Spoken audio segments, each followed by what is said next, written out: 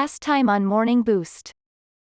My mom is one of the strongest women I know. We didn't have a lot of money, and so you didn't spend a lot of money going out and doing things, but you use homemade natural remedies for different things. So the one thing that we talked about like last week was ashes from the fireplace and kerosene.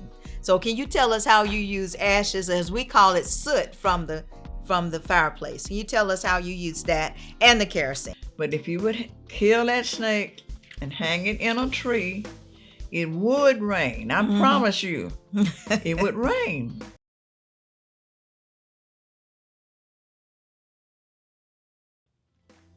So can you tell me an experience you had on Cup Road? I remember you talking about muddying the lake. What is that? Okay, when we lived on Cup Road, right down below the house was a pool, we called it, that stood full of water and it had fish in it. So what we would do, we would take our shovels and pitchforks and get in the lake and muddy it. Okay. Make the water real muddy so that the fish would come to the top. Oh, okay. Okay. And then after the fish came to the top, we had pitchforks. So we would stick the fish with the pitchfork and drag it out.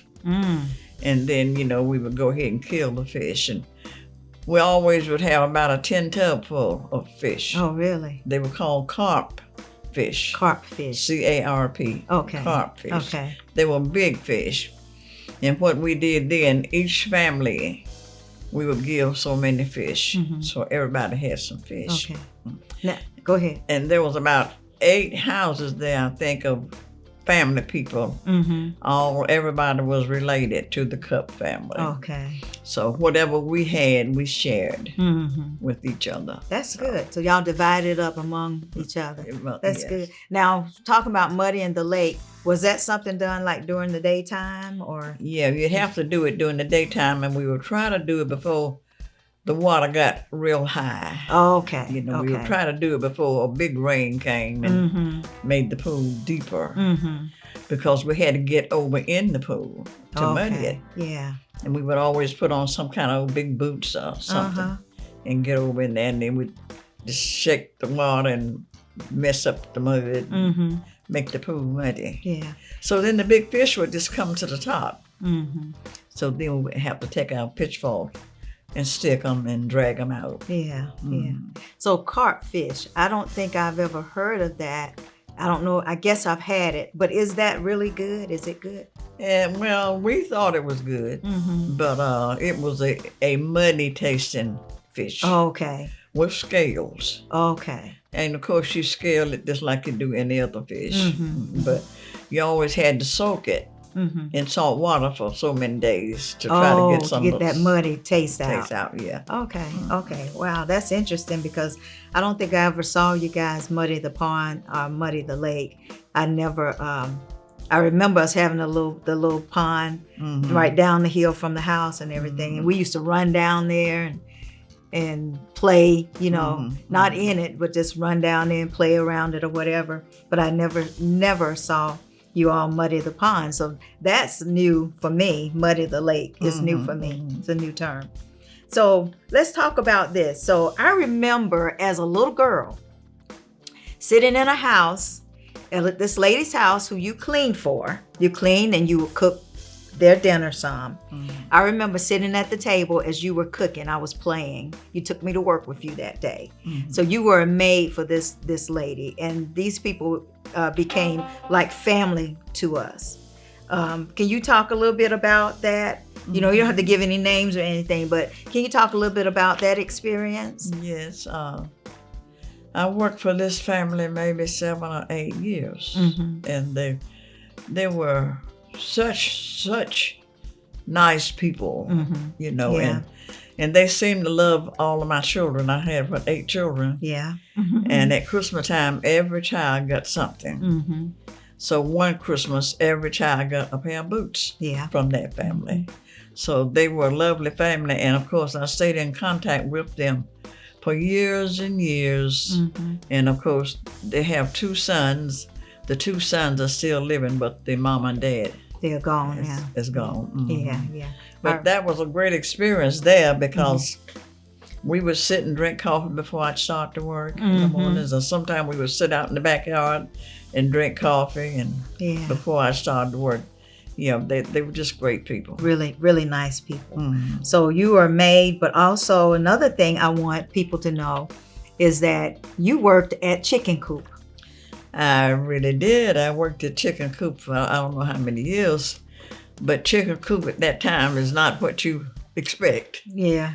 But anyway, in the morning time when we got there, we would all have to go out in the fence Okay. and catch the chicken. Catch the chickens. Yeah, catch them. Okay. And we would have to bring the chicken back in. And there was a lady working there. Her name was Miss Bess. Mm-hmm. Miss Bess would hang the chicken up on a pole. I call it. I don't know the name of the pole now, but she'd hang that chicken up on that pole, cut his neck, cut his head off, and push. And the pole would push that chicken on down to the boiling hot water. Okay. And then they let the chicken drop down in the water until they could pick the feathers off the chicken. So then the next group of people would pick the chicken. And then they would shove the chicken down the pole to the next group of people who would take the chicken down and clean it and inspect it and cut it open and everything you had to do for a chicken. And then after that, it would go to the next group of people and, they would take care of it. But when it got to me, I only had the gizzards. Okay. So I had to clean chicken gizzards. Now I like gizzards. Now, I haven't had it in years, but I like gizzards, and especially the way that you used to cook it. Right. Yeah, but that was my job, to clean the gizzards. And after that, we pushed the chicken on, and the chicken would drop into a great big thing of ice water. And that's to bring the flavor out, I think. And then, the chicken would be real pink looking and make people want to buy it. There was not a place there to sit and eat chicken or anything like that. Yeah. You bought a raw chicken. Oh, okay. And it's like buying a chicken in a store. So that's when Chicken Coop was more like a factory It was a than a factory. restaurant. Right. Yeah. Not a restaurant. Yeah. It's a factory. Was that maybe in the 60s? It was perhaps? probably in the 60s. Yeah. Yeah. Okay. when that Okay. happened. Yeah. Mhm. Yeah. And everybody in Charlotte knows about Chicken Coop. Right. Chicken Coop has just had the best chicken. They also sold fish too, but they had the best chicken sandwiches. And if you went there, you know that there was going to be a long line of people, waiting to get some chicken. But it's amazing how fast they get you in and get you out, though. Yes. Chicken Coop is gone now, but which we miss Chicken Coop. But that was a great restaurant. It was just fascinating for me to know that my mom worked at Chicken Coop during those years. So let's move on. So you went back to school, and I want you to tell me why you went back to school. But you went back to school and became a nurse. Can you tell me about that journey and why you decided to become a nurse? Well, I always wanted to be a nurse, but I didn't see any way that was going to be possible because I had a big family of children. Yeah. But I say the Lord blessed me. I was able to go to what was it, Carolina Medical? Carolina Medical. Okay. And I got nurse assistant training. That was the beginning. And then after that, I was made a surgical technician. Okay. So then I could do more and more things. And then I was really, really getting involved in something that I really loved. So then I was blessed later on to go to Central Piedmont for nursing for 2 years. Yeah. And that's where I went and got my nursing experience and was licensed. And then I worked at the hospital then for a long time after that. After that, I went to Urgent Care Center on Park Road in Pineville. Yeah. And I worked at the Urgent Care Center for about 5 years. That was a great experience also. Yeah. After that, though, then I went and worked at Carmel Family Physicians. You may have heard of that. Yeah. Dr. Honeycutt, Dr. Giesing, oh, they were my loves. Yeah. So I worked there for about 5 years with them. And after that, then I did home health, private duty. I've done some of every kind of nursing possible that you could do. Yeah. And it was a great, great experience for me. Now you told me why you became a nurse. You said that you would see the nurses in their uniform. Talk Yes. about that. Yes, well, Good Samaritan Hospital was in Charlotte at that time. Mm-hmm. And as you know, and I know that was the only black hospital Yeah. in Yeah. Charlotte. Yeah. And I would go there, and those nurses were dressed all in white. Mm-hmm. Everything was white. Yep. White shoes, white stocking, white uniform, And the white nurse's yeah, hat. I remember those. And oh boy, I Yeah. envied that so Yeah. much Mm-hmm. that I always wanted to be a nurse, but I did not see how that was going to happen. Yeah. But yeah. it was eventually made possible. Yeah, Mhm. yeah, that was good. You know, you really inspired me because I remember just going to my bedroom to go to bed one night, and I saw you sitting in your bed, and you were studying. So, and I remember you not too long ago you said something about, with 8 children, it was really tough going to school and working and taking care of 8 children. And but you found a way to do it. Yes. Yes. hmm You found a way to do it. They And say, well, there's a will, there's a way. that's right. That's right. true. That's true. That's true. You have to want to do Mhm. these things That's right. in order to get it done. That's right. Mhm. Yeah. Well, you inspired me. I tell you that. So I want the audience to know that you still drive. I You do. still drive yourself to the grocery store, and you still cook and clean. You plant your garden, and you also work in your vegetable garden, but also your flower gardens as well. You still do all those things. So what do you think? Now I'm just asking you a question that I know that I haven't asked you before, but what do you think has caused you to still be able to do all those things that you're able to do now? Well, one thing is really doing it. Mm-hmm. You have to stay active in life, Mm-hmm. because if you just give up and sit down, Yeah, that's where you're gonna be. that's right. Yeah, You just so be sitting. You have to have a will to do these things, Mm-hmm.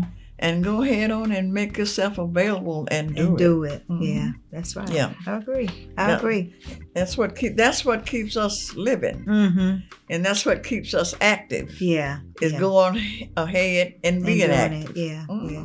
And God has been in your life since I don't know all how my long, life. all your life. Yes. So you Mhm. accepted Jesus real early, Right. at an early age, and so godliness too. Living godly and loving God and knowing God loves you also keeps you in good health and yes. keeps you doing Yes. things. Mhm. Yeah. So let me ask you this very last important question. Now you are my inspiration, but who is your biggest inspiration, or who inspired you the most? My mother, Mm-hmm. I would say, inspired me more, because my mother came up the hard way, Mm-hmm. and she had to do some hard work, Yeah. and I wanted to better myself Yeah. some Gotcha. kind of way, so Mhm. I didn't have to do some of the hard stuff that she had to do, like Yeah. work in the cotton fields and Mhm, the mhm. corn and Mhm. all that. So mama inspired me to try to do better Mhm. than she was able to do. Yeah. Yeah. And I think that carried me a long ways. Yeah. Mhm. But Mama, I remember Big Mama walking from, I know Sterling area. I don't know how many miles that is to Pineville. Oh, yeah. That's like, how many miles is that? Like maybe 4 miles? Probably 4 or 5. 4 or 5 miles. Mhm. And even when she was older, I mean, Mhm. in her upper ages, Mhm. upper age, I should say, right? Right. Yeah. Mhm. So that's something. So I just wanted to let you know that you inspire me, as I said before, to always do my best and always try Right. to reach for the stars. Right. And so I've been endeavoring to do that. But I want to say to you, thank you so much for being with me You're quite welcome. today. I appreciate it. You're the best guest ever. And I have really enjoyed being here with my baby daughter. Yes, ma'am. Yes. I appreciate you. And I just want you to know that I got you something. to just say Happy You just- Mother's Day to just all you. bless your heart. Thank And you. I picked that because I thought maybe you can plant that in your Oh, I garden. can plant it. Yeah, Yeah. yeah. I do know what it is. I can't think Think the right. name of I it. can't think right this minute. but Yeah, yeah. isn't that pretty? That is so pretty. So I love you and thank you so much for Love you being too. with me Thank you. today, Mm-hmm. my precious mother. Thank And thank you all so much for watching. And we really appreciate you. And we want to say to you, keep shining, folks. Keep shining. Yes, yeah, keep pushing. That's right. Keep pushing. Never give up. Amen. And I tell you what, hmm Kate died long time ago. Don't ever say I can't. That's right. Mm. That's good. Bye bye. We'll see you the next time. Can't die. You know Kate died. But you know Can't- what we say? Kate died long time Can't ago. die. I'd never heard that till you said it. Yes. Can't died a long Kate time. died. Don't say what I can't do. That's right. Because if you want to do it bad enough, You can do it. a lot of this stuff I learned this from observing. Yeah. Because when a doctor would come, even though it was not my patient, Mm-hmm. he wanted me to come and make rounds with him. Mhm. Doctors, Yeah. why they do that? Yeah. And Thought you Dr. were good. Dr. Honeycutt, Dr. Giesen, Dr. Iron, all them doctors Mm-hmm. wanted me to make rounds with them. So I had to put all the charts on a card and walk along there pushing that card with the Yeah. doctor. Yeah. And then I'd go in with him to talk with that patient. Mm-hmm. I heard everything that he told that The patient. patient. Yeah. Mhm. That's good. And that's where you learn. yeah. That's really good. And I loved Dr. Giesing until he died. You know, Yeah. He just died like a couple years we ago, were right? following. We were Mm-hmm. me and Yvonne. Mm-hmm.